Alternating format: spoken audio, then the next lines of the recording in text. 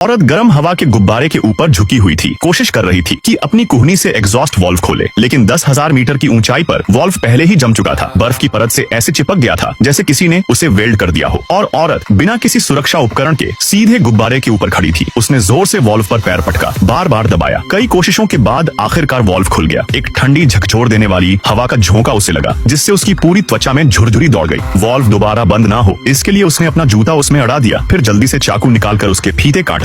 जूता कसकर वाल्व के गैप में फंसा दिया, लेकिन इतनी ठंड और कम ऑक्सीजन के कारण वो ज्यादा देर तक संभल नहीं पाई। उसका शरीर लड़खड़ाया और वो गुब्बारे के ऊपर ही बेहोश होकर गिर गई। वाल्व खुलने की वजह से गुब्बारा धीरे धीरे नीचे उतरने लगा। ठंडी हवा निकलने के कारण उसका आकार भी सिकुड़ने लगा। बेहोश पड़ी औरत गुब्बारे की सतह पर फिसलने लगी और अचानक गिरने का एहसास उसे झकझोर कर जगा गया। उसने किसी चीज को पकड़ने की कोशिश की, मगर वहाँ कुछ नहीं था और उसका शरीर बेकाबू होकर नीचे गिरने लगा। जब उसकी आंखें दोबारा खुली तो उसने खुद को उल्टा लटका हुआ पाया। 10,000 मीटर की ऊंचाई पर कमर पर बंधी रस्सी ने उसकी जान बचा ली थी। अच्छा होता कि वो बेहोशी रहती, मगर अब जब वो जाग चुकी थी, डर उसके अंदर समा गया। उसे अपने साथी की याद आई जो नीचे टोकरी में था। उसने जोर से आवाज लगाई, मगर जेम्स, जो पहले ही ऊंचाई की वजह से बेहोश था, कोई जवाब नहीं दे पाया। अब साफ था उसे सिर्फ खुद पर ही भरोसा करना होगा। इतनी ऊंचाई पर नेलिया ने अपने शरीर को झुलाना शुरू किया, किसी भी तरह टोकरी तक पहुंचने की कोशिश करने लगी। कई संघर्षों के बाद आखिरकार वो टोकरी के पास तक पहुंच गई। जैसे ही वो अंदर आई, उसने बिना समय गवाए जेम्स को चेक किया। वो कितनी भी जोर से पुकारे, कोई जवाब नहीं मिला। आंसू रोक नहीं पाई और रोने लगी, मगर तभी एक चमत्कार हुआ। जेम्स धीरे धीरे होश में आने लगा। गुब्बारा जैसे जैसे नीचे गिर रहा था, तापमान भी बढ़ने लगा। नेलिया के हाथों पर कट और खरोंचें देखकर जेम्स के दिल में गहरा पछतावा हुआ। अगर उसने जिद न की होती कि और ऊपर उड़ना है, तो ये हालात ना बनते। उसने अपनी कीमती ब्रांडी निकाली और धीरे से नेलिया के हाथों को साफ किया। तभी आकाश से बर्फ के टुकड़े गिरने लगे। जेम्स ने जल्दी से एक बोतल निकाली और कुछ बर्फ इकट्ठा करने की कोशिश की, मगर नेलिया ने जल्द ही कुछ अजीब देखा। उनके आसपास की बर्फ हवा में रुकी हुई लग रही थी, जैसे जमी हुई हो। इसका मतलब था कि उनकी गिरने की रफ्तार बर्फ के गिरने की गति के बराबर हो चुकी थी। इस रफ्तार से वो जमीन से टकराने वाले थे। नेलिया ने जल्दी से एग्जॉस्ट वाल्व बंद किया और टोकरी से रेत की बोरियां और जीवन रस्सियों नीचे फेंकने लगी। नाजुक घड़ी में जेम्स ने भी महंगे मापने वाले यंत्रों की परवाह नहीं की। उसने सब कुछ बाहर फेंक दिया, मगर टोकरी को हल्का करने के बावजूद उनकी गिरावट कम नहीं हुई। अचानक एक उपाय उसके दिमाग में आया। उसने नेलिया से कहा कि जल्दी से लोहे की रिंग पर चढ़ जाए। उसे एहसास हुआ कि असली वजनदार चीज टोकरी ही है। उसने पूरी ताकत से रस्सियों को काटना शुरू किया जो टोकरी को पकड़े हुए थी। एक तरफ की रस्सी काटने के बाद वो जल्दी से दूसरी तरफ गया। आखिरकार उन्होंने टोकरी को काटकर गिरा दिया, मगर टोकरी हटाने के बाद भी उनकी गिरावट की रफ्तार थमी नहीं।